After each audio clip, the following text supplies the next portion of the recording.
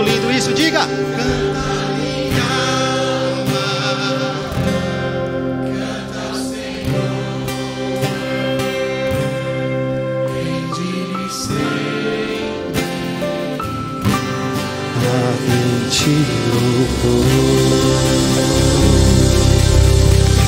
Sempre ao Senhor o nosso louvor, Deus.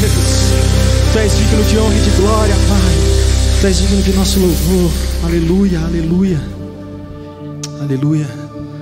A palavra dele diz para que nós pudéssemos entrar na presença dele com ações de graças, com gratidão. E nós cantamos. Convido você a cantar assim comigo, ó. Eu sou grato, que por tu.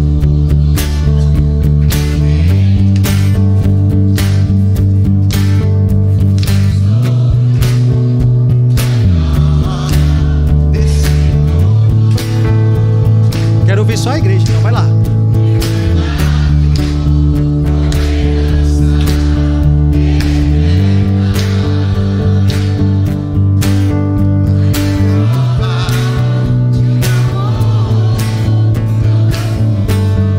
Você é grato por aquilo que ele tem te dado? Então cante assim, ó. Tenho vida.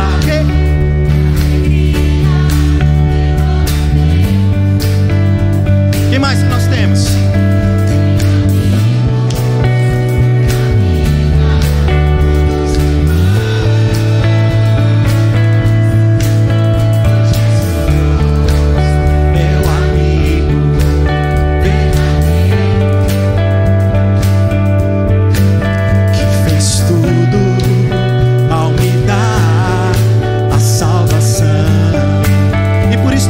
As nossas vozes e dizemos: louvarei ao Senhor em todo tempo. Seu louvor estará continuamente em meus lábios e também no coração. Ele será sempre Jesus Cristo, será sempre minha canção.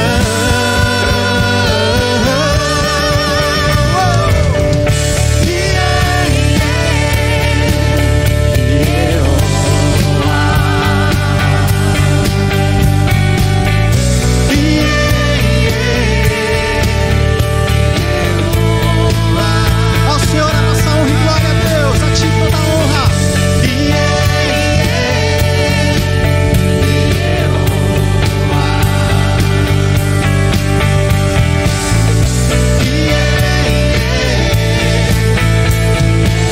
Essas palmas podem ser melhores, hein? Vamos com nós assim, ó.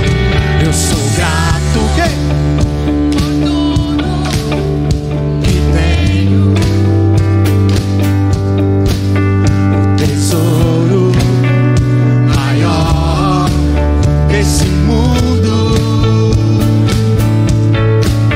me foi dado como herança eterna. Maior prova desse amor tão profundo. Tenho vida, alegria em todo tempo. Tenho amigos, família, muitos irmãos.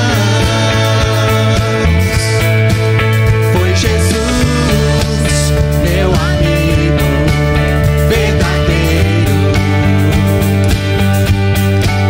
que fez tudo ao me dar a salvação. E por isso nós louvamos, diga louvarei assim, ó. Louvarei em todo tempo. Nós louvamos ao Senhor em todo tempo. Seu louvor estará continuamente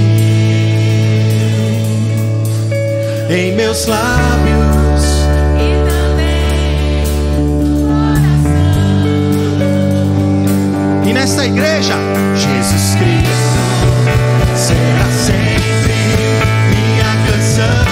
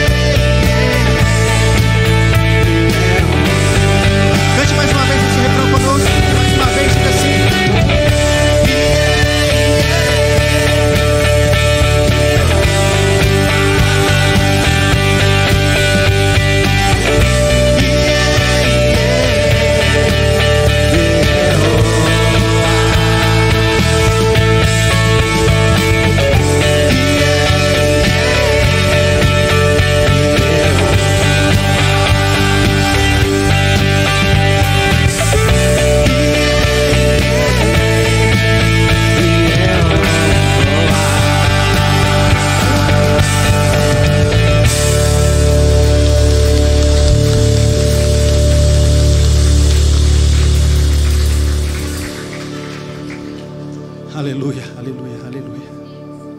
Ele é digno de louvor, de honra e de glória. Esse Deus que se fez homem, veio até a terra, habitou entre nós, para que nós pudéssemos então assim ter livre acesso ao Pai. Morreu, ressuscitou, o véu se rasgou, e por isso nós estamos nesse lugar. Ninguém que está aqui depende de nós para adorar a Deus, justamente depois que esse véu foi rasgado. Não há mais sacerdotes. O sumo sacerdote, Jesus Cristo, entregou a vida dele para que nós tivéssemos acesso direto ao Pai. E por isso nós cantamos que Ele é a nossa confiança, a nossa rocha inabalável. Convido você a cantar assim comigo. Só em Cristo posso confiar. Ok? É minha força, luz, canção, lugar seguro nele achei, rocha que não se abala. Que grande amor em Cristo há, profunda paz posso encontrar, consolador, meu tudo enfim, nele eu vou permanecer. Oh,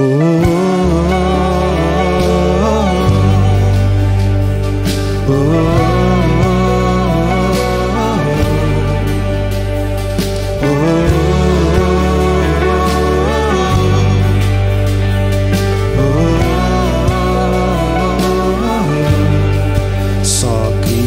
homem se tornou frágil, bebê, mas pleno Deus, que dom de amor, justiça e paz, a salvação que a todos traz. Na cruz Jesus se padeceu, divino plano obedeceu, por meu pecado a dor sentiu, por sua morte eu vivo. Oh, oh,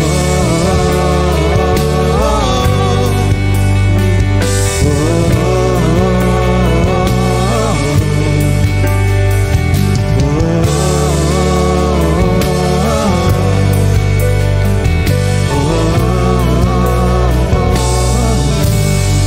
seu corpo inerte ali ficou, luz que ante as trevas se apagou, glorioso dia então surgiu. E o que aconteceu?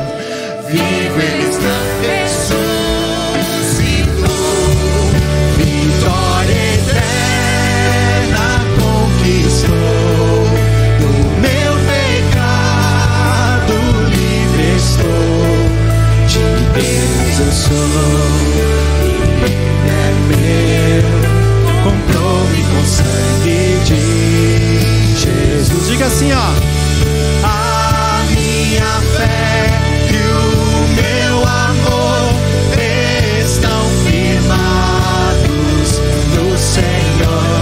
A minha fé e o meu amor estão firmados nos. Diga mais forte: a minha fé e o meu amor estão firmados no Senhor. A minha fé e o meu amor estão firmados no Senhor. Oh, oh,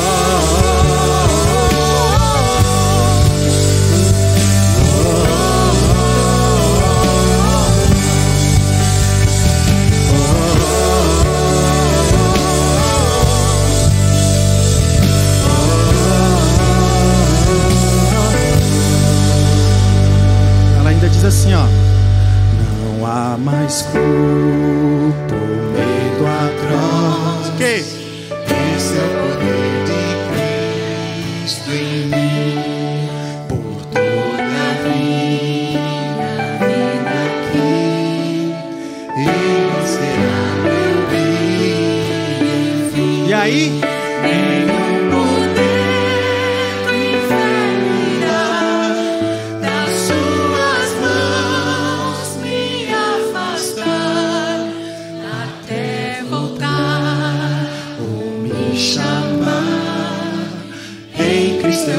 permaneceremos. Diga até voltar.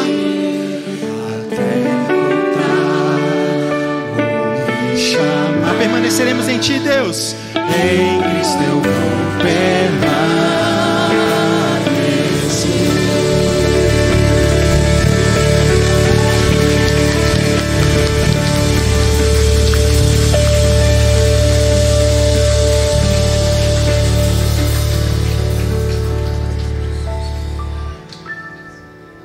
Ele é a nossa rocha, queridos. E por mais que venham lutas, nele nós permaneceremos. Permaneça, permaneça. Vale a pena permanecer.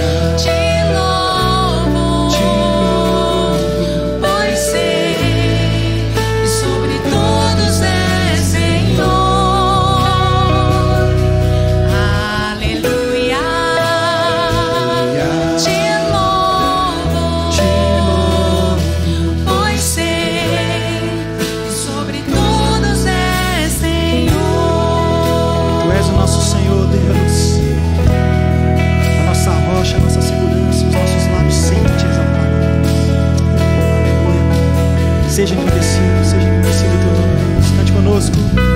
Seja engrandecido, ó Deus da minha vida. Tu és o Deus da minha salvação.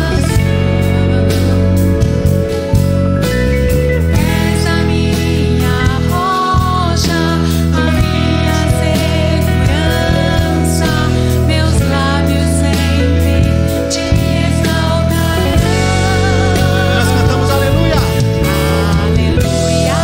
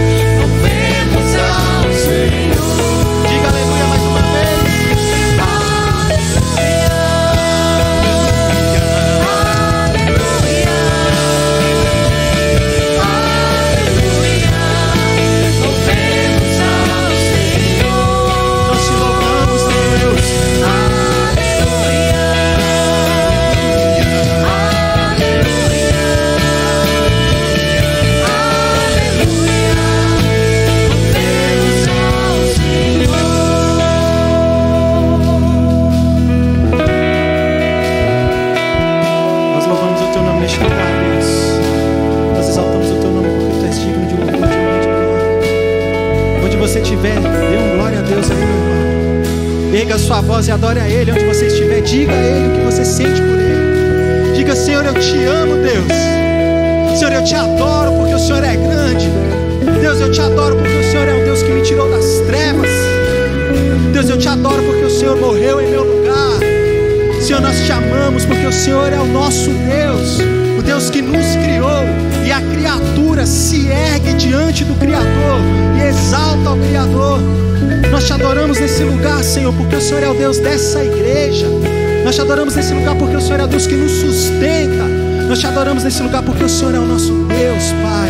E exaltado seja o teu nome, exaltado seja o teu nome. Cante assim comigo: aleluia.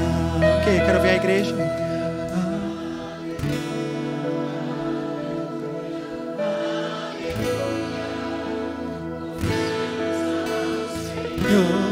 Mais uma vez, diga aleluia.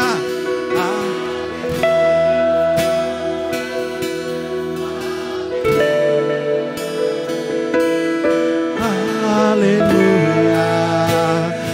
Louvemos ao Senhor. Essa igreja te adora, Deus. Essa igreja te louva.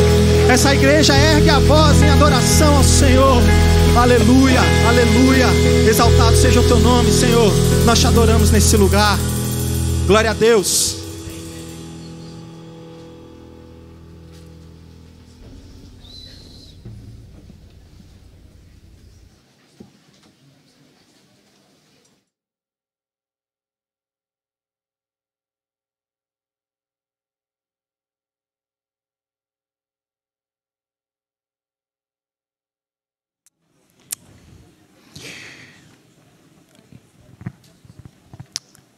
Vamos continuar num momento de adoração, de louvor, de exaltação a Deus através de intercessão agora.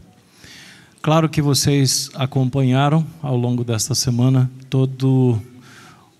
boa parte, não é? Pelo menos dos desdobramentos do terremoto que aconteceu. Milhares de vidas foram afetadas, algumas milhares de vidas se perderam, literalmente. Tantas ficaram feridas, tantas famílias ficaram dilaceradas, algumas dizimadas, e há todo um movimento no mundo inteiro relacionado a isso, né? Levantamento de recursos, envio de pessoas, de equipes, incluindo o Brasil, enviou para lá equipes para ajudar no resgate, no atendimento, enfim.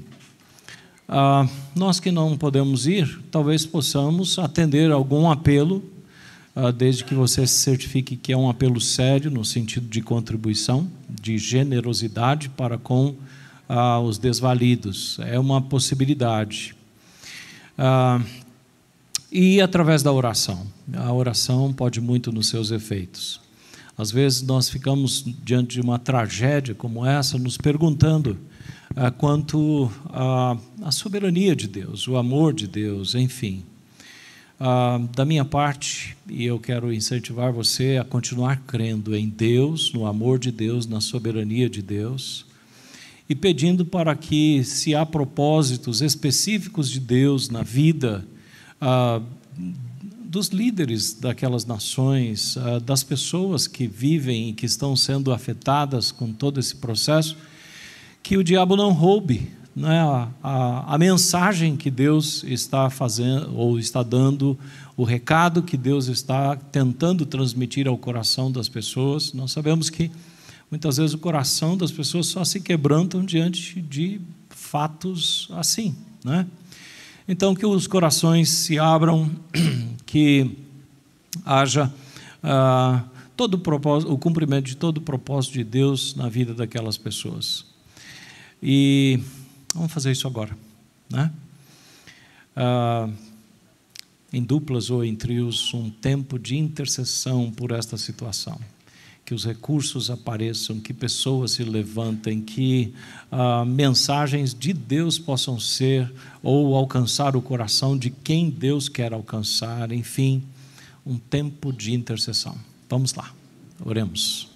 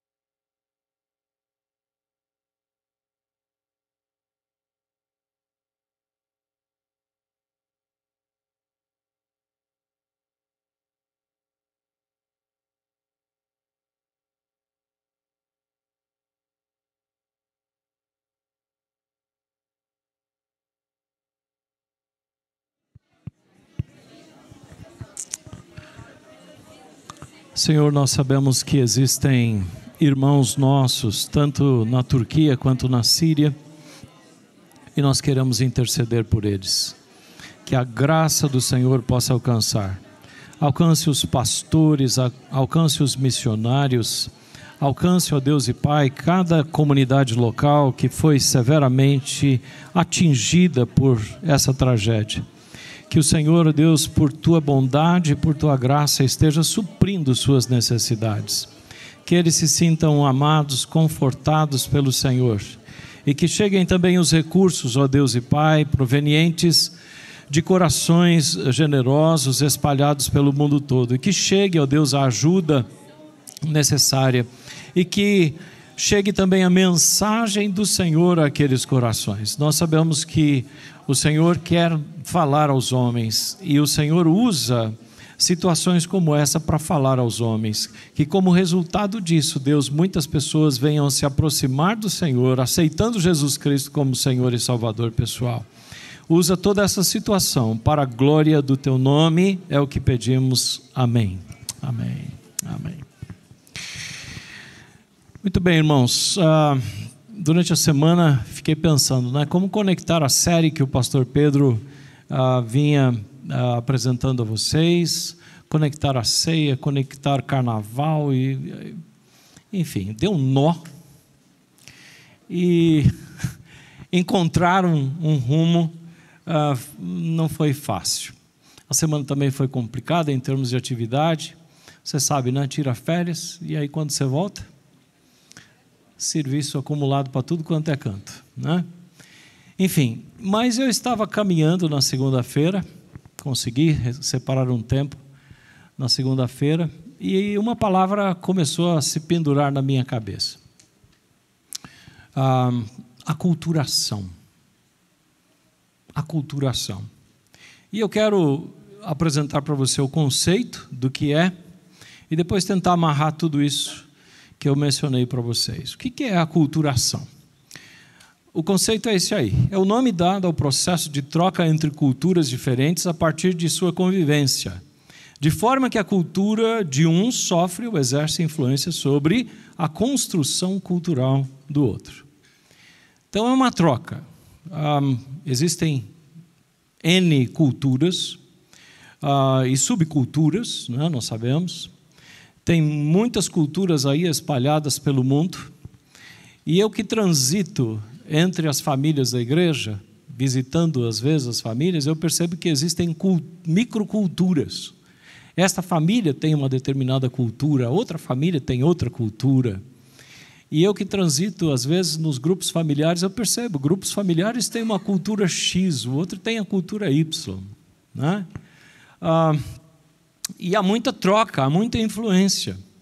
E o que é que envolve a cultura? De forma geral, a cultura envolve conhecimento, crenças, artes, moral, lei, costumes, hábitos, as capacidades que vão sendo adquiridas pelos que fazem parte daquela cultura.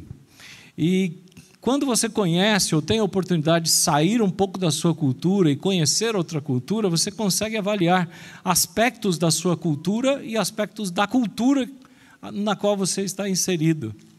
E às vezes nós conseguimos perceber o que é mal de uma cultura e o que é bom da outra cultura, exatamente fazendo isso, fazendo uma comparação.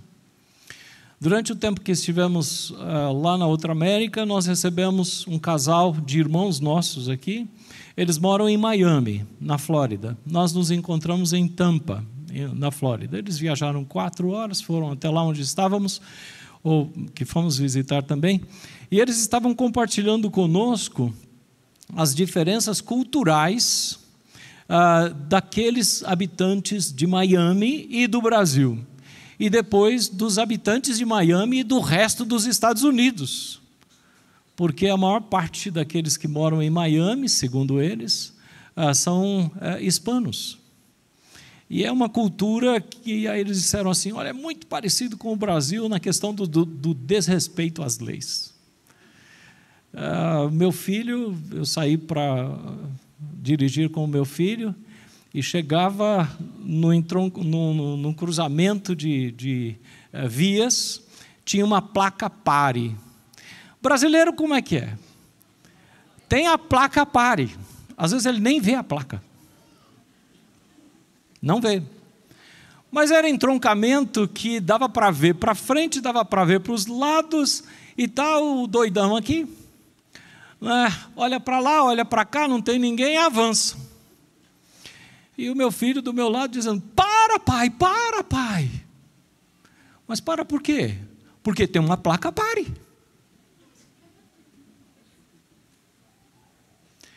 Não é porque tem gente vindo, é porque tem uma placa. A placa indica uma lei. E a lei precisa ser? Fala Deus. Enfim, essa questão de cultura, muitas vezes, bem, não vou gastar muito tempo com isso, mas apenas dizer para você que o processo de aculturação é tão antigo quanto a humanidade. Não nasce com os livros, ou com a TV, os filmes, a internet. Estes meios aceleram o processo de aculturação, a assimilação de aspectos de uma cultura por outra cultura. Mas uma cultura exercer influência sobre a formação de outra é coisa muito antiga. E isto pode gerar tremendos malefícios se não se compreender adequadamente as diferenças dessas culturas e não se estabelecer mecanismos adequados para filtrar e para se proteger de aspectos negativos de uma outra cultura. Vou citar como exemplo Deuteronômio 18, 9 a 13. Aparece ali, é um teste de visão, né? Para alguns aí. Eu vou ler para vocês. Quando entrarem na terra que o Senhor, o seu Deus, lhes dá, não procurem imitar as coisas repugnantes que as nações de lá praticam. Não permitam que se ache alguém entre vocês que queime em sacrifício seu filho ou sua filha, que pratique adivinhação, ou dedique-se à magia, ou faça presságios, ou pratique feitiçaria, ou faça encantamentos, que seja médium ou espírita, ou que consulte os mortos. O Senhor tem repugnância por quem pratica essas coisas, e é por causa dessas abominações que o Senhor, o seu Deus, vai expulsar aquelas nações da presença de vocês. Permaneçam inculpáveis perante o Senhor, o seu Deus. Qual é o contexto desta passagem? Moisés havia sido o instrumento de Deus para tirar o povo do Egito, o povo de Israel. O povo de Israel estava aculturado, em muitos aspectos, ao Egito. E aí Deus diz assim, vai lá, saca o meu povo e leva para uma terra que eu vou dar, que eu vou proteger, enfim. E o povo estava a caminho dessa nova condição social. E em pouco tempo eles começariam a se ajustar na terra separada por Deus para eles. E eles tinham recebido da parte de Deus as leis, as quais eles precisavam conhecer e praticar. Junto com estas orientações, aquilo que era positivo, que vocês devem fazer, havia também as proibições. E uma destas proibições está listada aí nesse texto. Em outras palavras, vocês vão conquistar povos, e estes povos têm costumes, estes povos têm uma cultura. E quando vocês entrarem em contato com essa cultura, talvez alguns sejam tentados a adotar essa cultura para si.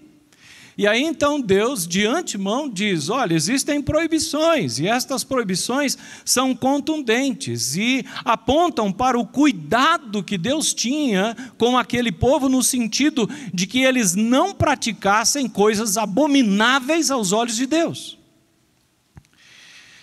Abominável você sabe o que é, né? Algo detestável, é algo nojento, é algo odioso.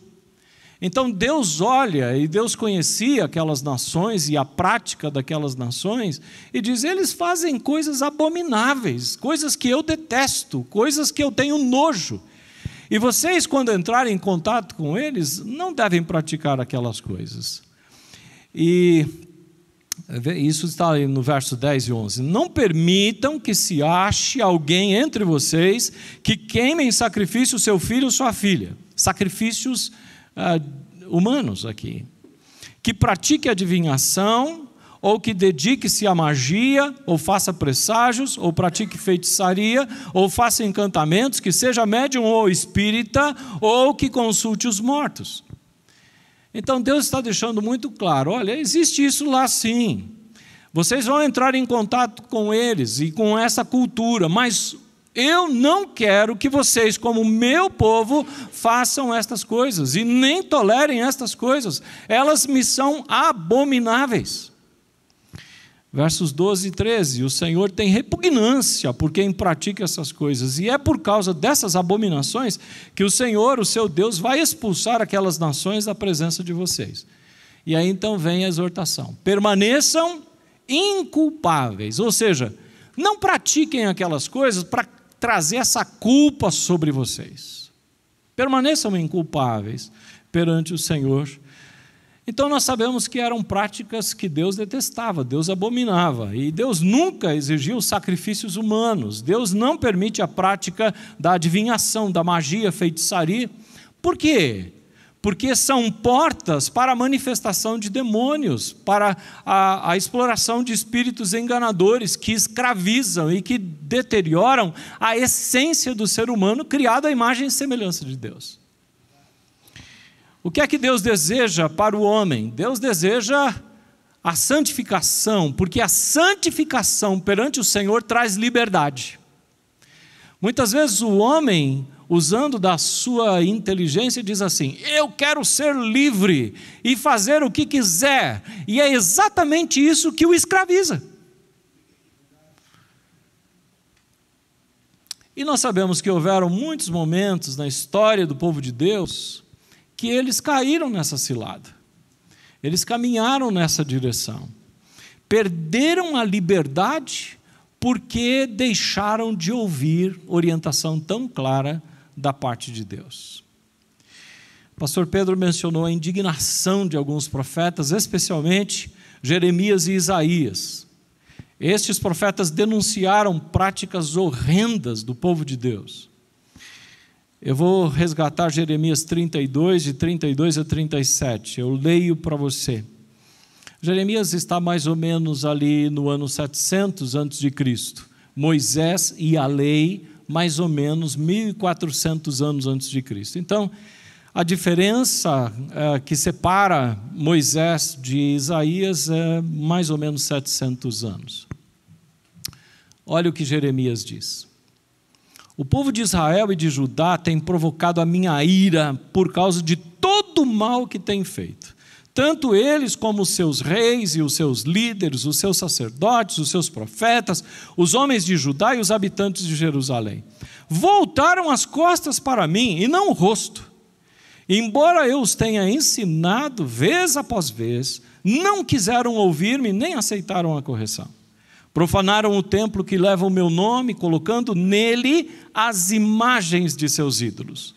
Construíram o alto para Baal no vale de Ben-Hinom, para sacrificarem a Moloque os seus filhos e as suas filhas. Coisa que nunca ordenei, prática repugnante que jamais imaginei, e assim levaram Judá a pecar. Portanto, assim diz o Senhor a esta cidade, sobre a qual vocês estão dizendo que será entregue nas mãos dos babilônios por meio da guerra, da fome e da peste. Certamente eu os reunirei de todas as terras para onde os dispersei na minha ardente ira e no meu grande furor. Eu os trarei de volta a este lugar e permitirei que vivam em segurança. Percebam, eles praticaram estas coisas horrendas aos olhos de Deus, não inadvertidamente. Não foi uma única vez, por engano. Não é assim que acontece? Foi por engano, eu não sabia. Ou, eu tive um lapso de memória, eu esqueci. Não, foi algo recorrente, foi algo de conhecimento, enfim. O que é que nós podemos afirmar, em resumo, a respeito do povo de Israel? Ele se aculturou. adotou para si práticas repugnantes que não deveriam ter adotado. Tinham ordens claras da parte de Deus e não ouviram. Eram o povo escolhido para a estrita obediência, mas fizeram ouvidos de mercador. Tinham um espaço territorial por qual zelar, mas as gerações foram esquecendo-se disso e voltando as costas para Deus. Imaginou? Tem essa imagem na sua cabeça? Ao invés de mostrar o rosto para Deus e dele receber, não mostraram as costas para Deus. Bem, talvez você esteja se perguntando a essa altura quanto ao que isso tem a ver comigo. O que isso tem a ver conosco? O que tem a ver com você? Eu quero fazer 3 considerações. A primeira delas é: aqueles que receberam a Cristo como Senhor e Salvador têm sobre si o imperativo de não se aculturar a este mundo. Onde é que nós encontramos isso? Em vários lugares, mas eu vou citar o texto de João 15, 18 e 19. Aparece ali, veja você. Se o mundo os odeia, Jesus estava falando para os discípulos dele. Se o mundo os odeia, tenham em mente que antes odiou a mim. Se vocês pertencessem ao mundo, ele os amaria, como se fossem dele. Todavia, vocês não são do mundo, mas eu os escolhi, tirando-os do mundo. Por isso, o mundo os odeia. Diga para a pessoa que está ao seu lado: você não é desse mundo.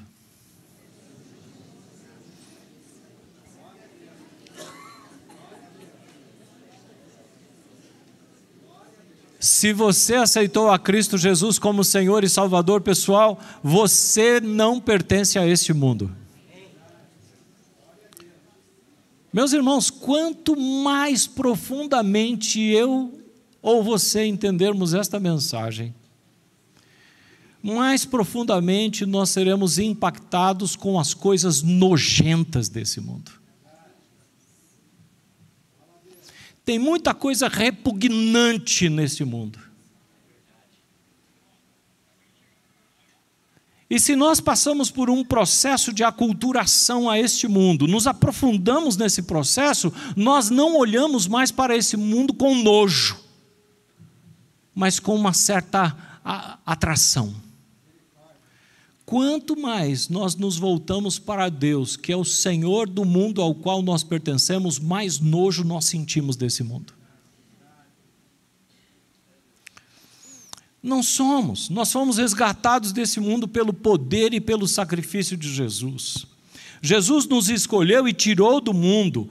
E isto passa a seguinte mensagem: nós não temos mais o direito de nos apaixonar por esse mundo, nem nos render a este mundo. Dito de outra maneira, se você é uma pessoa salva por Jesus, se passou do reino das trevas para o reino da luz, não pertence mais a este mundo e, portanto, tem que fugir da aculturação, dos conceitos, dos valores, dos prazeres deste mundo. Segunda consideração: pesa sobre o discípulo de Jesus a responsabilidade de transformar-se. Não se aculturar, mas se transformar. E aqui chamo o apóstolo Paulo para dizer para nós essa verdade. Escrevendo aos Romanos, que era talvez a cidade cosmopolita que mais refletia os costumes e as culturas diversas da época, né? Roma abraçava tudo. E Paulo escreve então àqueles crentes dizendo assim: portanto, irmãos, rogo-lhes pelas misericórdias de Deus que se ofereçam em sacrifício vivo, santo e agradável a Deus. Este é o culto racional de vocês. Então não pensem nos altares desse mundo, os altares desse mundo que são múltiplos, e não pensem neles, vocês têm que pensar no altar do Senhor. E aí o culto racional de vocês é isso, é se oferecerem em sacrifício vivo, santo e agradável diante do Senhor. E aí no verso 2 ele vai dizer para nós, olha, não se amoldem ao padrão desse mundo, mas transformem-se pela renovação da sua mente, para que sejam capazes de experimentar e comprovar a boa, agradável e perfeita vontade de Deus. Se eu for ler de trás para frente, eu diria o seguinte: nós só conseguiremos, irmãos, experimentar e comprovar a boa, agradável e perfeita vontade de Deus, nos afastando desse mundo, não nos aculturando ou fugirmos da forma desse mundo e buscando entender a vontade de Deus, o propósito de Deus e nos adequarmos a este propósito. Aqui está um desafio enorme para nós, não é mesmo? Os gigantes na fé vão ter dificuldade com isso. Deixe-me explicar. Se você creu em Cristo na sua infância, nasceu num lar evangélico, num berço evangélico, numa casa onde as pessoas procuravam entender os princípios da palavra de Deus e aplicar os princípios à vida. Então, se você nasceu numa família genuinamente cristã e conviveu numa igreja que prezava pelo ensino e pela prática da Bíblia de forma coerente, a sua mente foi razoavelmente preparada para não aceitar os padrões desse mundo. Quem aqui se enquadra nessa descrição? Tem uma meia dúzia aí. Mesmo vocês terão grande dificuldade com essa questão de aculturação. Agora imagina você, tá? Vamos para o outro lado. Se você creu em Cristo com uma certa idade, não gosta muito de estudar a Bíblia, foge da escola dominical, você tem dificuldade de entender e de aplicar o que a Bíblia lê. Você tem dificuldade de submeter-se à liderança, mesmo liderança espiritual. Vive numa relação flácida com a igreja. Diagnóstico: atolado na cultura desse mundo, sem muita expectativa de mudar esse negócio.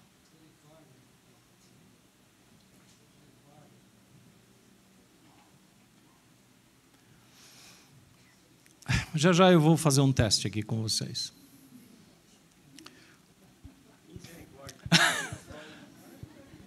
Aliás, nós instalamos uma lâmpada ali que vai mostrar quem está aculturado e quem não está. Jesus.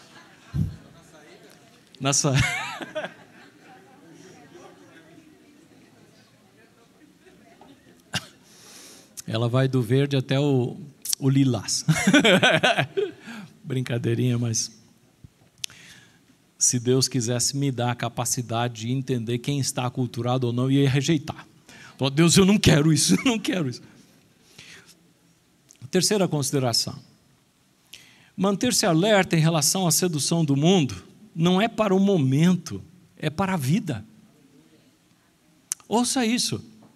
E eu quero explicar isso usando o exemplo que vem das Escrituras. Deixe-me falar de Demas. Você já ouviu falar de Demas? Sabe quem é Demas? O nome dele aparece pelo menos 3 vezes na Escritura Sagrada.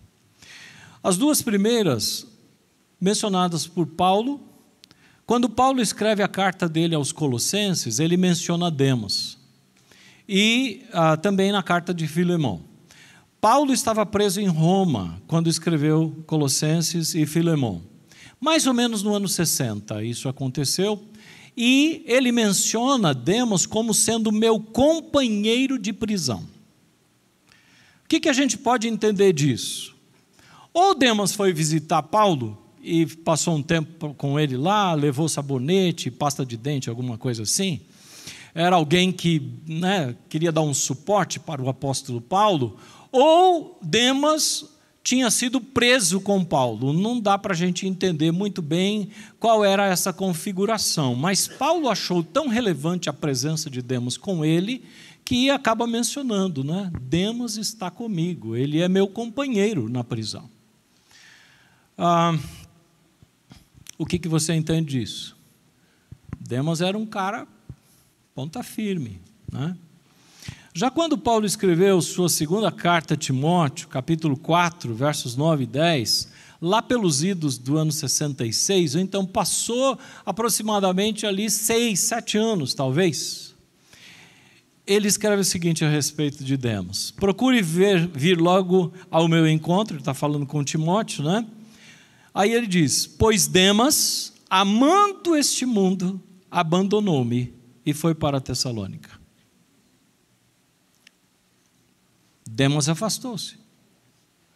Demas amou este mundo e abandonou Paulo e os outros discípulos de Jesus. Essa situação registrada aqui nas Escrituras sobre Demas passa, pelo menos para mim, quando eu li a respeito, passou um recado muito claro. Mesmo que você esteja andando com um gigante na fé, corre risco de ser seduzido pelo mundo. Preste atenção.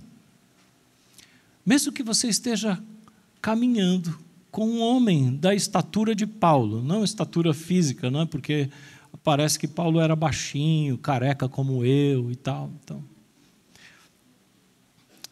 E há um alerta do apóstolo Paulo dizendo assim: aquele que julga estar firme, cuide-se para que não caia. E ele está escrevendo aos Coríntios. Vamos lá. Sendo mais prático agora, deixe-me dar alguns exemplos de aculturação, muito comuns na nossa realidade aqui. Um deles é o encantamento com a filosofia, com a psicologia e outras ciências humanas, em detrimento da palavra de Deus. Ao longo do ministério, eu tenho convivido com cristãos que por um tempo estão encantados com a palavra, com o que Deus diz, com as descobertas que fazem na Escritura. E de repente entram em contato com outras ciências, né? Normalmente ciências que têm o seu saber. E de repente começam a dizer assim: a Escritura não é tudo, não. Tem outros saberes, existem outras coisas que o ser humano pode entender e pode se valer, e algumas vezes eu tenho assistido um abandono da fé e da Escritura em direção à cultura e às filosofias ou às ciências. É um processo de encantamento e passam muitas vezes a dar maior valor a essas ciências e a desprezar a Escritura. Avalie-se. Para você, os saberes humanos têm mais importância do que a Escritura? Outro exemplo tem a ver com os negócios, a forma de fazer negócios. Há práticas consagradas pelo mercado, mas que contrariam a Escritura. O levar vantagem, os jeitinhos, são muito comuns na cultura brasileira. Reformei e coloquei ou à venda ou para aluguel uma casa agora recentemente. Depois de conversar com o corretor, eu disse: ok, então vamos fixar o valor para a venda em tal e o valor do aluguel tal. Aí ele me diz: se o senhor quer receber tal na venda e tal no aluguel, o senhor tem que pedir tal. Não, eu estou pedindo o que eu quero. Não é assim que o mercado funciona. O mercado funciona dessa maneira. Se o senhor quer X, o senhor tem que pedir Y. Porque sempre vai ter o choro, sempre vai ter as negociações, sempre vai ter aquilo. E na hora o Espírito Santo diz assim: a sua palavra tem que ser sim, sim, não, não. O que passa disso é de procedência maligna. E aí, quando você vai fazer os seus negócios?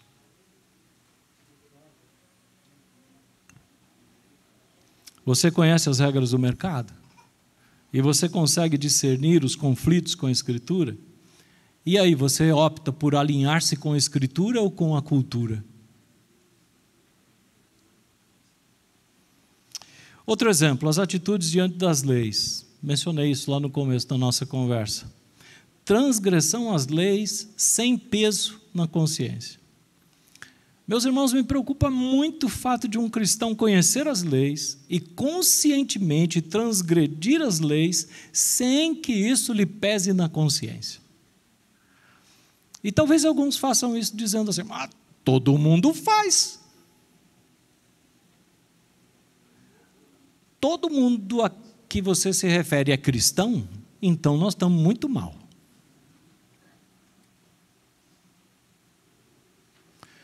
Se todo mundo que faz é pagão, você tem que ser a luz no meio das trevas.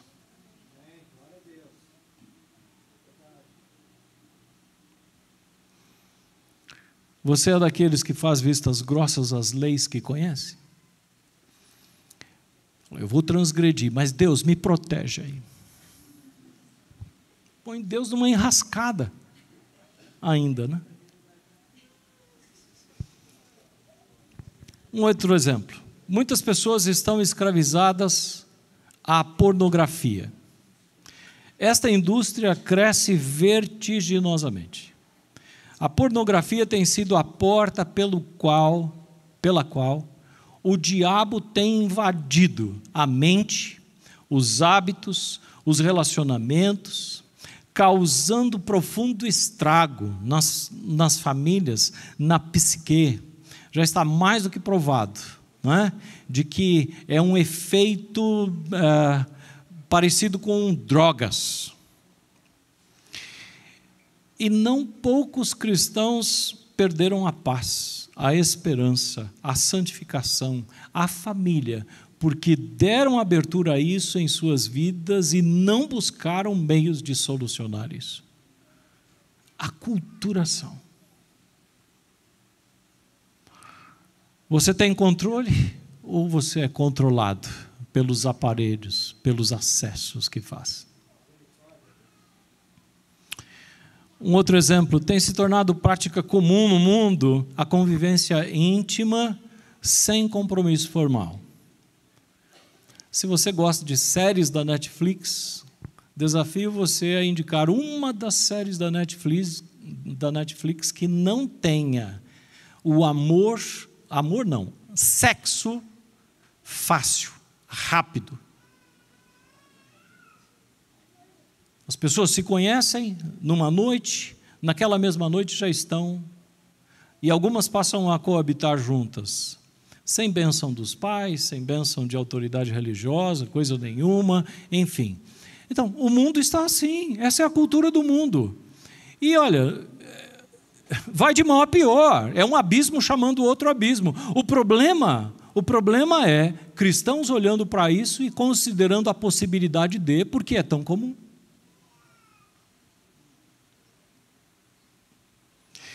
Você é daqueles que pensa que essa prática não pega nada? Desconhece o que as Escrituras têm a dizer a respeito do assunto? Um outro exemplo, está cada vez mais comum no mundo o relacionamento aberto. Vai na mesma área da moralidade. Você sabe o que é relacionamento aberto? Em síntese o marido e a esposa darem permissão um ao outro para se relacionarem com quem quiser. Em outras palavras, é o marido dizendo para a esposa: eu te apoio no adultério. E ela dizendo a mesma coisa para ele: eu te apoio no adultério. É coisa que nem se deve mencionar entre os santos. E você está olhando para essas práticas porque um amigo, com uma certa atração. Vai contra a santidade do casamento, essa prática tão claramente enfatizada nas Escrituras, né? E será que tem algum cristão pensando nisso?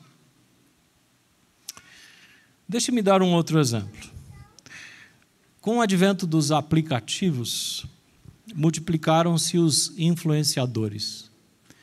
Como tem influenciador nesse mundo? Meu Deus! Atrás de likes, atrás de seguidores. Ocorre que também cristãos ficaram encantados com essa possibilidade. Meu filho me chamou a atenção. Eu fiz naturalmente, mas meu filho me chamou a atenção. Eu publiquei uma foto com um neto e depois publiquei outra foto com outro neto. Aí meu filho falou: pai, você publicou uma foto instagramável, você quer likes? Eu falei: gente...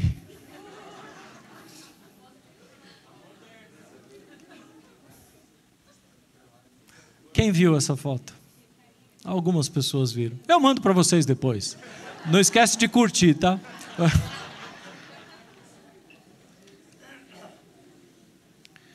Mas, veja bem, cristãos ficaram encantados com essa possibilidade de ter inscritos, de ter likes. Vou ser bem honesto com vocês. No meu entendimento, todo cristão deveria ser um influenciador. Todo cristão. Porém, toda e qualquer postagem de foto, de texto, de vídeo, seja lá o que for, deveria ter 2 propósitos. Primeiro, glorificar a Deus. Segundo, edificar as pessoas que acessarem. E se vier ou se não vier like, não tem problema nenhum, porque você está procurando os 2 propósitos que justificam.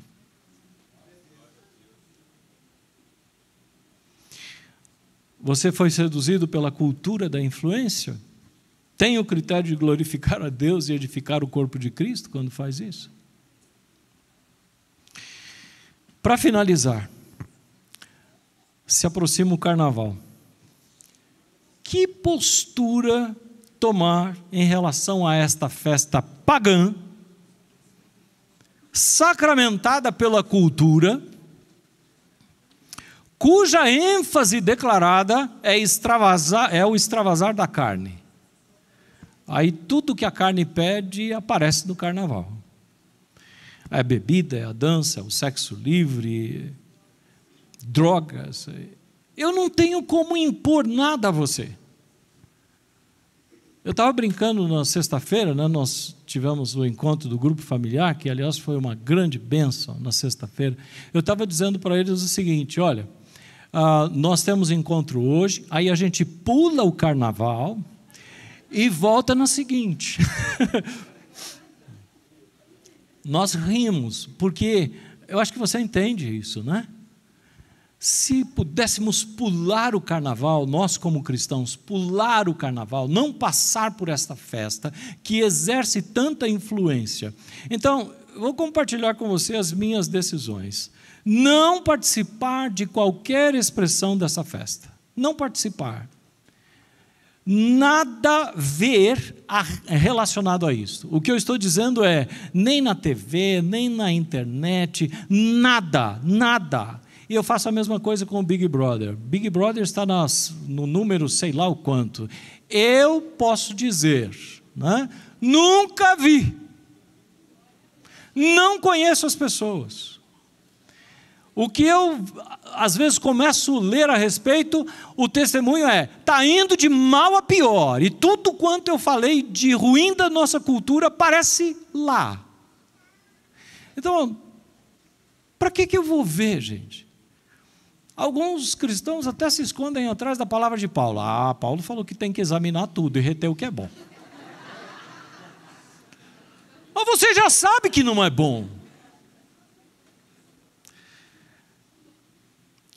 E o que eu faço também é influenciar aqueles que estão ao meu alcance, como estou tentando fazer agora, a tomar esse mesmo tipo de postura. Agora, não é só isso, porque tem outras coisas que têm que acontecer. Por exemplo, intencionalmente, tempo para atividades que glorificam a Deus. E aí tem uma infinidade dessas possibilidades, né?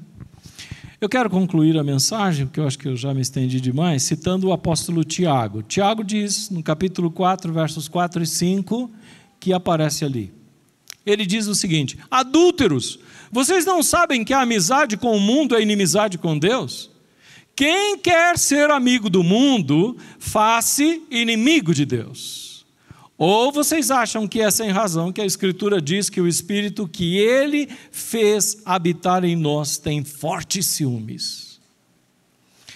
Interessante, eu vou ligar a primeira palavra com a última palavra. Primeiro ele chama os seus ouvintes de adúlteros, e depois ele fala de ciúmes. Eu acho que ele está fazendo aqui uma comparação entre o que acontece na relação entre homem e mulher e a relação do povo de Deus com Deus. Você é de Deus, você aceitou a Jesus, você está em sintonia com o Pai, então saiba, o Pai tem fortes ciúmes de você. E Ele não quer que você se envolva com as práticas desse mundo. Aí voltamos para o verso 4, né? Olha que pergunta penetrante. Vocês não sabem que a amizade com o mundo é inimizade com Deus? Vou repetir, vocês não sabem que a amizade com o mundo é inimizade com Deus? Sabem ou não sabem?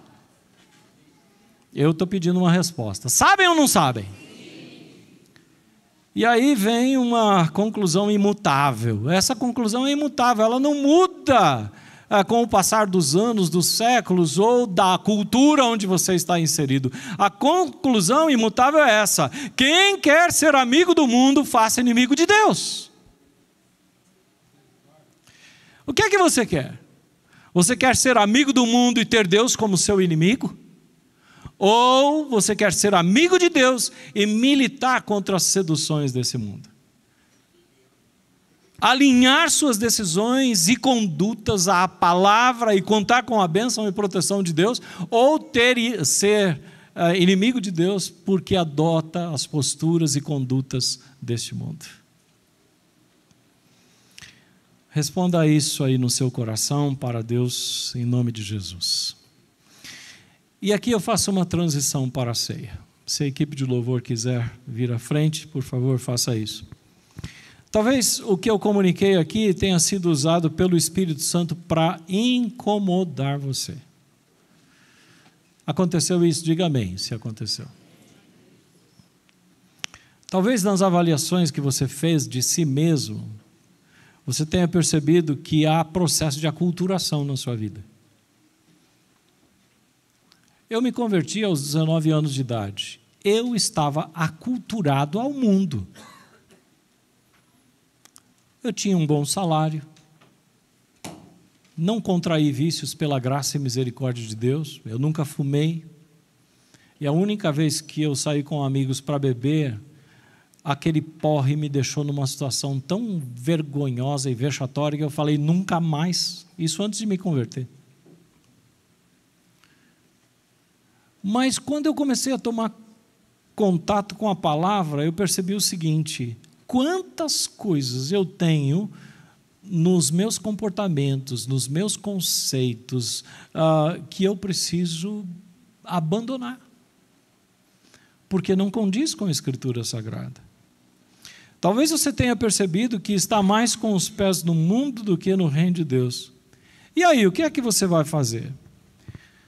Você precisa tomar uma decisão. Você precisa caminhar na direção de dizer assim: cultura, você pode ser atrativo para alguém, mas para mim, já não mais, porque eu pertenço ao reino de Deus. Há um custo a ser pago, você sabe, esse custo não é baixo. Mas se você continuar aculturado ao mundo, é abismo chamando outro abismo. Arrependimento e consagração a Deus, essa é a solução. Se você percebe a aculturação, a coisa está feia, arrependimento e consagração. E talvez alguém esteja pensando assim: pastor, eu me percebi aculturado a esse mundo, tem muita coisa, eu posso ou não posso participar da ceia? A minha recomendação é: participe da ceia. E faça disso um compromisso de que ao participar da ceia, você estará dando passos cada vez mais sérios, mais responsáveis no sentido de adotar a cultura do reino de Deus para você. Eu tenho tudo a ver com Deus, eu tenho tudo a ver com Jesus que me salvou, e eu não tenho direito mais de continuar aculturado a esse mundo. A ceia é uma ordenança de Jesus, e na medida em que você decide obedecer a Jesus, então é passo que você está dando na direção do reino. Na PIBG nós estabelecemos 3 critérios: ter aceito a Cristo como Salvador e Senhor, ter se batizado como demonstração de sua fé e compromisso, estar em comunhão com uma igreja local. Se você está entre nós, mas faz parte de uma outra igreja local, está em comunhão com essa igreja local. Ah, pastor, eu não estou mais em comunhão com aquela igreja, eu estou buscando comunhão com essa. Então você é convidado a participar da ceia. Curva a sua cabeça, vamos orar. Pai, nós celebraremos a ceia do Senhor agora, instituída pelo Senhor Jesus, aquele que nos comprou por precioso sangue. E queremos, ó Pai, fazer isso com gratidão em nossos corações, porque não fosse Jesus, nós não seríamos arrancados das mãos poderosas desse mundo. Não seríamos arrancados das mãos poderosas de Satanás, que muitas vezes domina a cultura. Não seríamos, ó Deus e Pai, introduzidos na Tua família, no reino do Senhor, que é reino de luz, que é reino de paz, que é reino de santificação. Obrigado, então, porque o Senhor fez isso conosco. Por Tua graça, o Senhor abriu a nossa mente e nos chamou.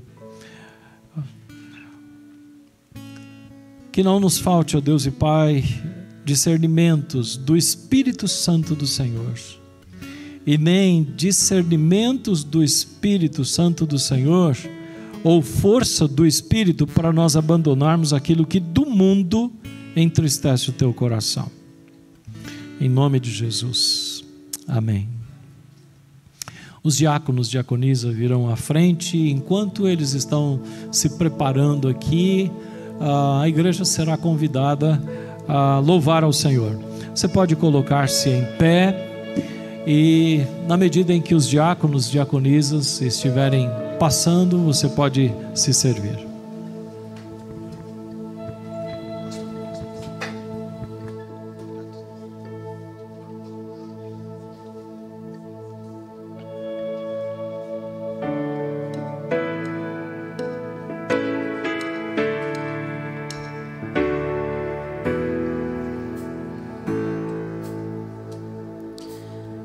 Sobre graça recebi, e da plenitude renasci. Quando atraído me encontrei no amor de Deus, viva e poderosa salvação, luz que me alcançou na escuridão. Todo meu pecado se apagou no amor de Deus. Logo eu, um pobre pecador, logo eu, tão fraco e tão devedor, logo eu, de graça recebi o amor de Deus. Logo eu, finito e carnal, logo eu, diante de um Deus imortal, logo eu, de graça recebi o amor de Deus. Talvez essa pergunta seja a pergunta que todos nós fazemos nessa pergunta. Cante assim, ó. Graça sobre graça recebi, e da plenitude renasci. Quando atraído me encontrei no amor de Deus.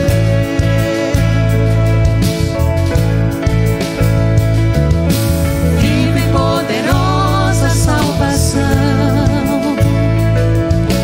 luz que me alcançou na escuridão.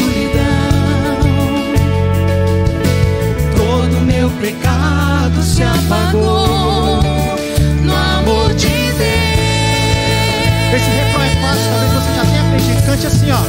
Logo eu, um pobre pecador, logo eu, tão fraco e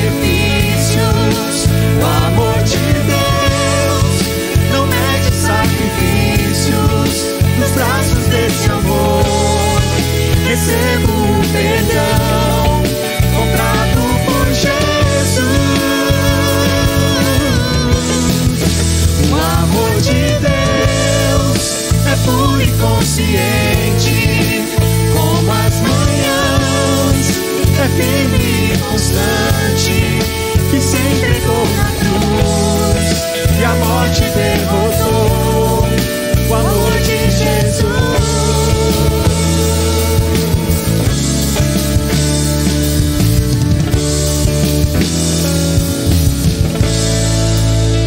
Logo eu, pobre pecador, logo eu, tão fraco e tão devedor, logo eu, de graça recebi o amor de Deus.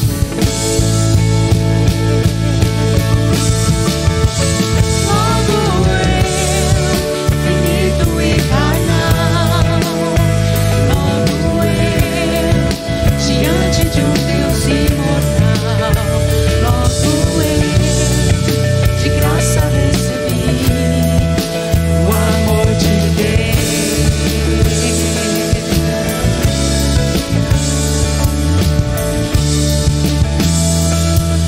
Vamos cantar mais uma vez, ainda tem algumas pessoas recebendo, pessoal. Graça sobre graça recebi. Se você já aprendeu, cante conosco, diga assim. E da plenitude renasci, quando atraído me encontrei no amor de Deus.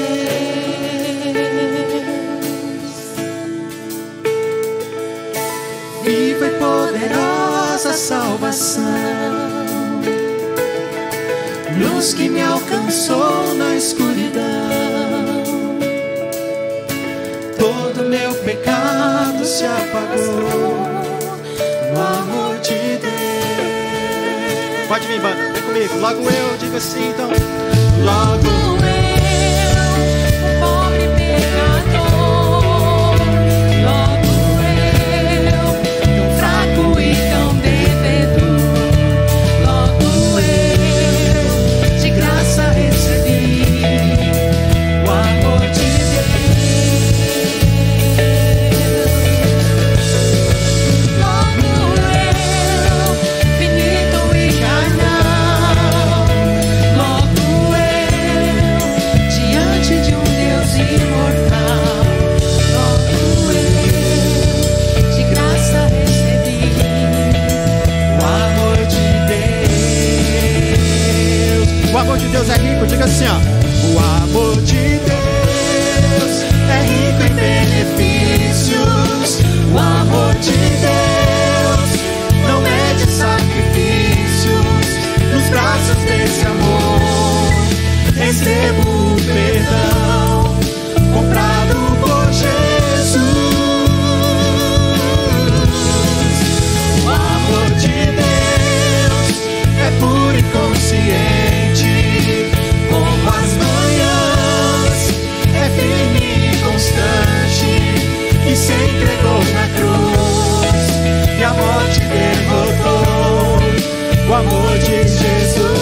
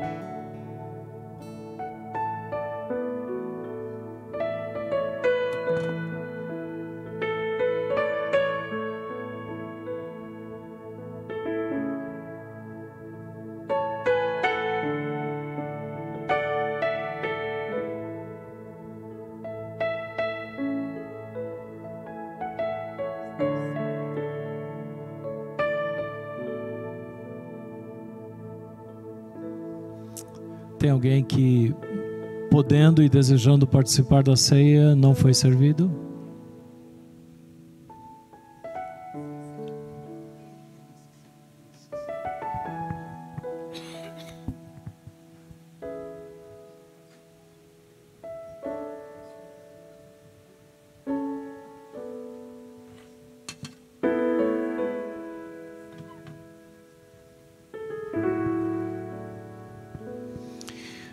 pão representa o corpo de Jesus que foi partido, dilacerado na cruz.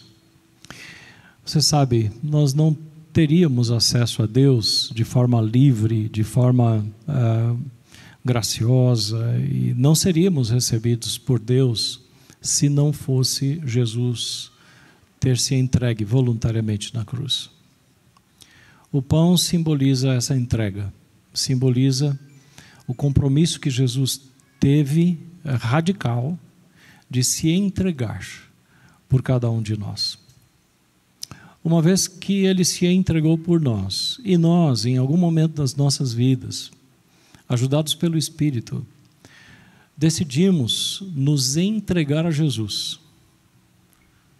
não temos mais direito de nos amoldar a esse mundo.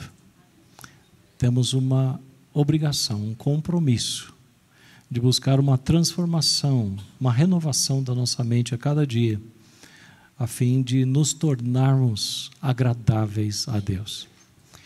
Aceitos por Deus nós já somos, através do sangue, do sacrifício de Jesus. Precisamos agora uma busca constante de agradar, com a ajuda do Espírito, né, a Deus, através do seu Filho, que se entregou por nós. Participemos do pão com esse compromisso.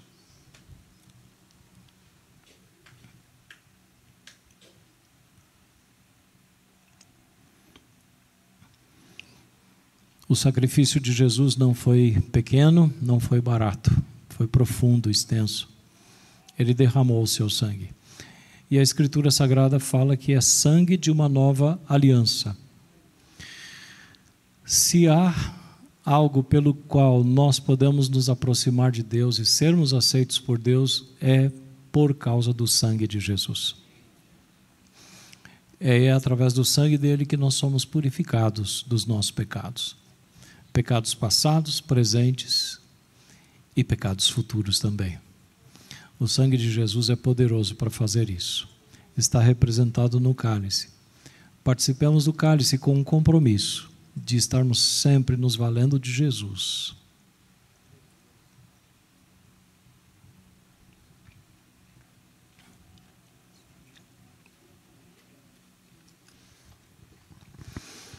Te exaltamos, Deus, por esse plano eterno de redenção. Te exaltamos, Deus, por esse plano tão simples e ao mesmo tempo tão doloroso ao teu coração. Enviar o teu próprio Filho para se tornar sacrifício em nosso lugar.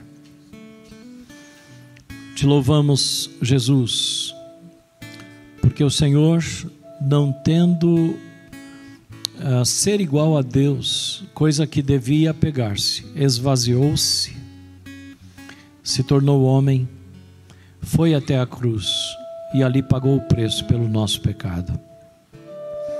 Te louvamos, Espírito, porque em algum momento da nossa história o Senhor veio e com a doce influência levou-nos a reconhecer que somos pecadores carentes, perdidos, e se não fosse por Jesus, nós permaneceríamos nessa condição.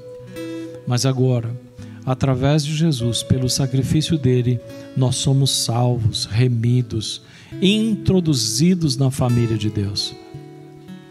Ajuda-nos, ó Trindade Santa, a termos cada vez mais consciência de que não somos desse mundo. Estamos nesse mundo, mas não somos desse mundo. E que o nosso comportamento, as nossas decisões e tudo mais possam agradar a Trindade Santa. Em nome de Jesus. Amém. Amém. Amém. Obrigado, queridos e queridas. Nós temos alguns avisos, vamos passar por eles rapidamente. São muitos, né, Carol? Carol ficou até cansada essa semana de trabalhar nos avisos. Mas eu vou passar rapidamente por eles. Se você só vem para os cultos, saiba que 9 horas nós já começamos as coisas aqui, tá? Então tem escola bíblica dominical, tem atividades aí para as crianças, adolescentes, jovens, adultos e a terceira idade. Então, por favor, beneficie-se disso, não esqueça. próximo tem a ver com algo que acontece exatamente das 9 às 10. Tem uma classe só para mulheres, o tema é bem interessante, mentiras que escravizam e verdades que libertam a respeito de sexo. Essa é a conversa que estão tendo lá. O próximo aviso fala da EBD. Uma vez por mês, esses dois casais, né, o Caio e a Dorothy, o Gerson e a Shelley, estarão falando sobre adoção e o reino de Deus. As datas estão ali, 26 de fevereiro, março e assim por diante. Tá? Próximo aviso fala a respeito do Rever, que iniciou um novo curso, o curso de codependência. Eu sei que alguns que ouviram a Ildete no domingo passado foram para lá. Ainda há possibilidade de você ingressar, porque o curso é extenso e é o primeiro curso de uma série. Então você pode procurar alguém da equipe. Se você não conhece outras pessoas, pode procurar a Ildete, que esteve aqui domingo passado falando sobre isso. Próximo aviso, o Ministério de Intercessão, 2 momentos na semana para encontros, tá? Terça-feira de manhã e quinta-feira à tarde. Você é esperado. Próximo aviso, oficina de artes. A Sandra colocou uma mesa ali fora, tem ali amostras do que foi produzido em 2022 nessa oficina de artes, e também há um caderno lá para você de repente se inscrever. Deixa o seu número de celular para que de repente a Sandra possa entrar em contato com você, tá? Mas está ali fora. Próximo aviso tem a ver com a Roda dos Esclarecedores. Nesta quinta passada nós não fizemos a roda formalmente, mas na próxima quinta ela já volta com a sua configuração normal. Se você tem motivos de oração, encaminhe para nós amanhã. Chega para você através das listas de transmissão um lembrete a respeito disso. Imediatamente você pode enviar para nós os motivos de oração, de gratidão ou de intercessão. Uma outra coisa que nós queremos é termos na Roda dos Esclarecedores testemunhos de como é que Deus operou na sua vida. Então, um breve testemunho falando, olha, eu pedi oração, as coisas aconteceram e eu quero dar esse testemunho. Faça isso e a gente anuncia na Roda dos Esclarecedores, tá? O retorno das atividades dos 50 mais, no dia 25 de fevereiro, é um sábado, às 9 horas da manhã, com tudo aquilo lá. Café, depois uma palavra, e depois eles têm a apresentação da equipe e a programação para 2023. Próximo, o encontro de casais, também no dia 25. Aliás, dia 25 tem várias atividades, tá? 9 da manhã para os 50 mais. O encontro de casais vai acontecer às 19 horas. E também tem uma dinâmica aí, com palestra, depois um período social, enfim. Se você tem interesse em saber um pouco mais, para ver se eu vou deixar de trabalhar para vir aqui com a minha esposa, com o meu marido, procura o Celso e a Cris, tá? Eles têm informação para você. O que mais? Bora? Cultos, pode passar? Não deu. Aí eu vou ter que explicar. A igreja tem uma parceria com a ABA que já remonta a perto de, 28 anos. Se a ABA começou há 30 anos atrás, nós temos uma parceria com a ABA quase simultaneamente ao surgimento dela. Exemplo, quantos conhecem a Silvana, esposa do Robert? A Silvana acho que foi a nossa primeira missionária, apoiada pela igreja, trabalhando lá na Casa ABA. Antes dela, nós tínhamos como missionária, trabalhando aqui na igreja, a Ellen Shedd. E a Ellen Shedd, então, fez a ponte com a ABA. E, a partir dali, muitas pessoas da igreja ou foram missionárias na ABA, ou foram voluntários. Só a título de pesquisa. Quantos aqui tiveram esse relacionamento de serem missionários ou voluntários na ABA? Fique em pé, só para você. Então, tem muito mais gente do que isso que está aqui, ou seja, tem muita gente da igreja que teve esse contato com a ABA.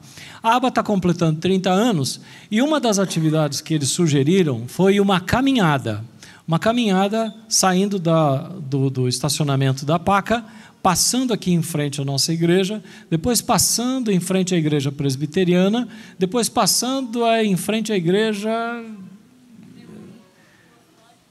apostólica, do pastor Merivaldo. Merivaldo. Então, é uma caminhada com algumas curvas, desembocando no Espaço Elohim, onde haverá a celebração dos 30 anos da igreja. Então, se você quiser participar dessa caminhada, pode começar aqui na PIB de 14h30 no dia 25. Vem para cá, a gente espera o pessoal que está vindo de lá, a gente soma-se e faz essa caminhada chegando até o Espaço Elohim. Vai ser legal. Então, o que mais? Clube do Livro, quem está convidando aí é o Siga o Mestre, a Sara, é uma ideia bem interessante. Todas as mães estudando juntas um livro sobre disciplina cristã, tá? Sextas-feiras, quinzenalmente, das 14 às 15h30, online. Você não precisa se deslocar, não precisa vir aqui, mas de onde você estiver, de repente você pode participar do Clube do Livro. O que mais? Marmita Solidária, o Paulo já realizou domingo passado? Não, vai ser no próximo, né, Paulo? Ok. Então, pode procurar o Paulo para doar qualquer uma dessas coisas ou fazer um Pix para ele comprar outras coisas lá. O que mais? O DCF, vendendo o livro da Caris e café. Quantos já tomaram desse café? Pode dar testemunho, é bom? Amém? Vale a pena? O custo-benefício é legal? Então, incentiva os demais a comprar. Está ali na banca ali fora. O que mais? Seja bem-vindo. Quantos estão visitando nossa igreja hoje? Faz assim com a mão. Amém. Glória a Deus. Sejam bem-vindos. Você que está perto, toca no ombro e deseja a paz, a bênção de Deus sobre essas vidas. Sejam muito bem-vindos, tá? E se você é visitante e quer nos deixar informações para a gente fazer contato, conversa com o pessoal do balcão ali. Acabou? Isso aí. Vão na paz. Que o Senhor os abençoe.